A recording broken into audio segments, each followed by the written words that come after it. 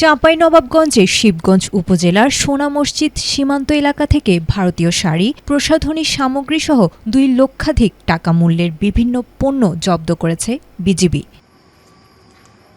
শুক্রবার রাতে বিজিবির ৫৯ মহানন্দা ব্যাটালিয়নের অধিনায়ক লেফটেন্যান্ট কর্নেল মোহাম্মদ তাজুল ইসলাম চৌধুরী বিষয়টি নিশ্চিত করেন। তিনি জানান, গোপন সংবাদের ভিত্তিতে শুক্রবার রাত ৮টার দিকে সোনা মসজিদ বিওপির একটি টহল দল 185-2S নম্বর সীমান্ত পিলার এলাকা থেকে বাংলাদেশের প্রায় ৭০০ গজ অভ্যন্তরে শিবগঞ্জ উপজেলার শাহবাজপুর ইউনিয়নের মক্কা স্কেল এলাকায় রাস্তার উপর অভিযান পরিচালনা করে।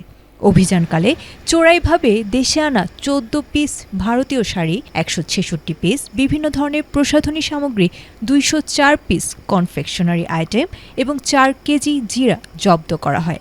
তবে বিজিবির উপস্থিতি টের পেয়ে চোরা কারবারিরা ঘটনাস্থল থেকে পালিয়ে যায়। বিজিবি জানায়, জব্দ করা পণ্যগুলোর আনুমানিক বাজার মূল্য ২,২৮,২১০ টাকা। এ ঘটনায় প্রয়োজনীয় আইনগত ব্যবস্থা গ্রহণের প্রক্রিয়া চলমান রয়েছে।